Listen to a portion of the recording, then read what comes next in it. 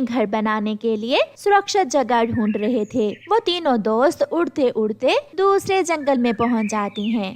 उन्हें उस जंगल में एक पेड़ पर एक बूढ़ी फाख्ता बैठी हुई दिखाई देती है। वो तीनों दोस्त वहां जाते हैं। माँ जी, हम तीनों दोस्त दूसरे जंगल से आए हैं। हम यहाँ अपना अपना घर बनाना चाहते हैं। हमें कोई सुरक्षित जगह बताएं। बच्चों, आप यहाँ से उस तरफ जाएं। वहाँ नदी से थोड़ी दूर 3 पेड़ हैं जिनके पास 3 घर बने हुए हैं। आप तीनों उन 3 घरों में से एक एक घर लेकर उसमें रह सकते हो। अब तो हमें घर बनाने की भी चिंता नहीं है, हमें घर बने बनाए ही मिल गए।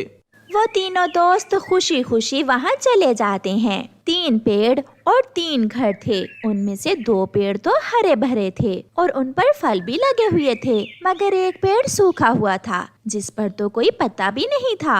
ये वाला पेड़ और ये उसके साथ वाला घर मैं लूंगा, और मैं ये वाला पेड़ और ये वाला घर लूंगा। तुम दोनों ने फलदार पेड़ लिए और मुझे ये सूखा पेड़ क्यों दे रहे हो? मैं भी फल वाला पेड़ लूंगी। नहीं नहीं, मैं तो अपना पेड़ किसी को नहीं दूंगा। फिर चिड़िया बेचारी वो सूखे पेड़ वाला घर ले लेती है। कौवा अपने पेड़ से मीठे फल तोड़ तोड़ कर खाता है। कबूतर भी अपने फल वाले पेड़ से फल खा रहा था। चिड़िया कौवे के पास जाती है। कौवे कौवे, मुझे भी कुछ फल दे दो, मुझे भूख लगी है। ना ना, ये पेड़ मेरा है और ये फल भी मेरे। मैं किसी को इस पेड़ से फल नहीं दूंगा। तुम बुरे हो, तुम मेरे दोस्त नहीं हो। चिड़िया कबूतर के पास जाती है। कबूतर कबूतर, मुझे बहुत भूख लगी है, अपने पेड़ से मुझे कुछ फल दे दो खाने के लिए। चिड़िया, इस पेड़ पर फल थोड़े हैं, तुम जाकर कौवे के पेड़ से ले लो। मुझे पता चल गया, मेरे दोनों दोस्त ही लालची हैं, मगर ऊपर वाला मेरी मदद जरूर करेगा। चिड़िया रोती हुई वापस बूढ़ी फाख्ता के पास जाती है। माँ जी, कौवे और कबूतर ने फल वाले पेड़ ले लिए हैं और मुझे सूखा पेड़ दे दिया है। वो मुझे अपने पेड़ों से फल भी नहीं खाने देते हैं।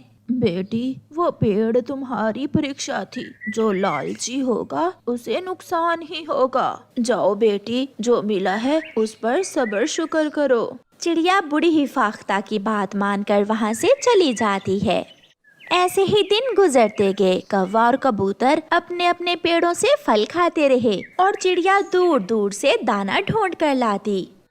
एक दिन चिड़िया बहुत निराश होकर अपने पेड़ के पास बैठी हुई थी कि वो पेड़ चिड़िया से कहता है, चिड़िया, मैं सूखा पेड़ नहीं हूँ, बल्कि पतझड़ के कारण मेरे पत्ते गिर गए हैं। जब बहार आएगी तो मैं तुम्हें बहुत मीठे मीठे और स्वादिष्ट फल दूंगा। सच पेड़ जी, मैं जानती थी मुझे मेरे सब्र का फल जरूर मिलेगा।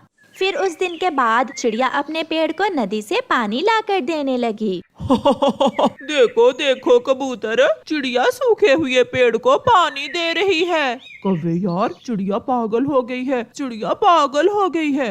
कौवा और कबूतर अपने पेड़ों का ध्यान न रखते, वो अपने पेड़ों को पानी भी न देते थे। आहिस्ता आहिस्ता उनके पेड़ों से फल खत्म होने लगे और फिर एक दिन कौवे और कबूतर के पेड़ों पर फल खत्म हो जाते हैं। एक लकड़हारा उस जंगल में आता है। कौवे कौवे, मैं ये पेड़ काटना चाहता हूँ, क्या तुम मुझे इस पेड़ की लकड़ियाँ दोगे? ये पेड़ अब मेरे भी काम का नहीं रहा। अगर आप मुझे बदले में कुछ भोजन दे दें तो आप ये पेड़ काट सकते हैं। फिर लकड़हारा कौवे को कुछ दाने देता है और वो पेड़ काट कर बैलगाड़ी पर लाद कर ले जाता है। कबूतर ये सब देख रहा था।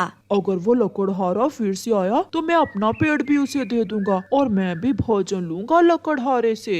ना खाने की चिंता, ना पीने की चिंता, बहुत आराम की जिंदगी गुजार रहा हूँ मैं। लो लो लो लो लो लो लो लो लो लो। यार कालू, थोड़ा सा दाना मुझे भी दे दो, मैं कल से भूखा हूँ, मुझे कहीं से भी दाना नहीं मिला।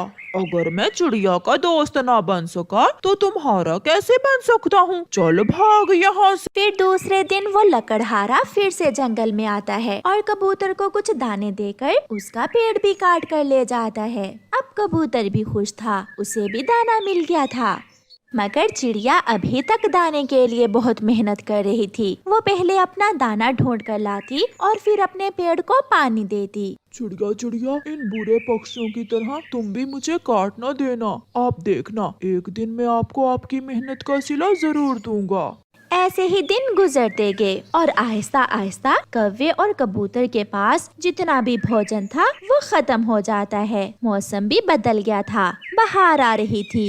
चिड़िया के पेड़ में भी जान आने लगी थी। उस पर छोटे छोटे पत्ते और कलियां लगने लगी थीं, जिन्हें देखकर चिड़िया बहुत खुश थी। देखो देखो, सब देखो, मेरा पेड़ भी हरा भरा होने लगा है। अब वो दिन आगे हैं चिड़िया, जब लालची पक्षियों को सजा मिलेगी और तुम्हें तुम्हारी मेहनत का सिला मिलेगा। कबूतर और कौवा सारा सारा दिन फिरते हैं, मगर उन्हें कहीं से भी खाना नहीं मिलता। अपने पेड़ तो उन्होंने काट दिए थे। चिड़िया के पेड़ पर लाल रंग के बड़े बड़े अनार लगते हैं। वो अनार बहुत मीठे और स्वादिष्ट थे।